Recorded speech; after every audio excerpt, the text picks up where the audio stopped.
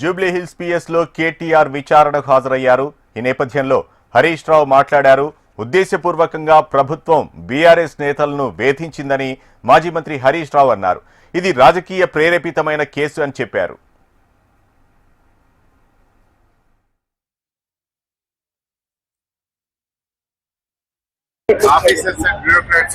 దాదాపు హైదరాబాద్ లో ఉన్న పోలీసులు వేలాది మంది పోలీసులను పెట్టి రోడ్ల మీద ప్రజల్ని ఇబ్బంది పెడుతున్నారు, బీఆర్ఎస్ కార్యకర్తలను ఇబ్బంది పెడుతున్నారు, భయభ్రాంతులకు గురి చేసే ప్రయత్నం చేస్తున్నారు. బట్ ఎవరు ఎన్ని చేసినా తప్పు చేయని వాళ్ళు భయపడాల్సిన అవసరం లేదు.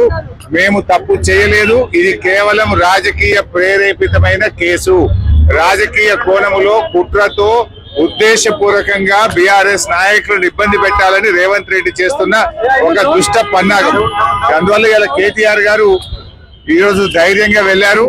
ఉల్టా వాళ్ళని అడుగుతారు. ఎందుకంటే అనేక కేసుల్లో బీఆర్ఎస్ పార్టీ నాయకుల దుష్ప్రచారం జరిగింది. ఆ రోజు ఎందుకు కేసులు పెట్టలేదు? ఆ రోజు మహిళలకు ఇబ్బంది జరిగితే, మహిళల ఆత్మాభిమానాన్ని దెబ్బతీస్తే కేటీఆర్ గారి మీద డైరెక్ట్ గా టీవీల్లో పత్రికల్లో వార్తలు రాయించిన పోలీస్ అధికారులు రేవంత్ రెడ్డి మీద కూడా ఈ రోజు విచారణ జరపాల్సిన అవసరం ఉంది.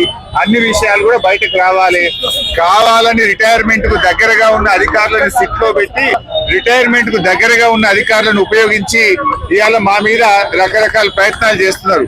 నేను మాత్రం ఒకటే చెప్పదలుచుకున్న అధికారులకు, మీరు అన్యాయంగా వ్యవహరిస్తే, అక్రమంగా వ్యవహరిస్తే, మీరు ఉద్దేశపూర్వకంగా మమ్మల్ని ఇబ్బంది పెట్టాలని ప్రయత్నం చేస్తే, మీరు రిటైర్ అయిన తర్వాత కూడా ఏ పొక్కలో దాక్కున్నా, సప్త సముద్రాల బయట ఉన్నా మిమ్మల్ని పట్టుకొచ్చి విచారిస్తాము.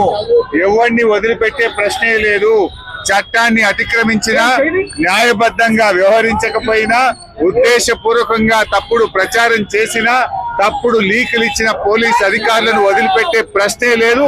అంతకంతకు అనుభవిస్తారు. జాగ్రత్త, ఆలోచించుకోండి. రిటైర్ అయినాక మీకు ప్రభుత్వం రేపు వచ్చే బీఆర్ఎస్ ప్రభుత్వం కూడా మీకు సహకరించదు. మీ సొంత డబ్బులతో సొంత లాయర్లను పెట్టుకొని మీరు కేసులు వాదించుకోవాల్సి వస్తుంది. అన్ని దృష్టిలో పెట్టుకొని న్యాయబద్ధంగా వ్యవహరించండి, చట్టబద్ధంగా వ్యవహరించండి. రేవంత్ రెడ్డి దావోస్ కేలి ఆయన ఇచ్చే డైరెక్షన్ లో కాదు, మీరు చట్ట ప్రకారంగా వ్యవహరించండి.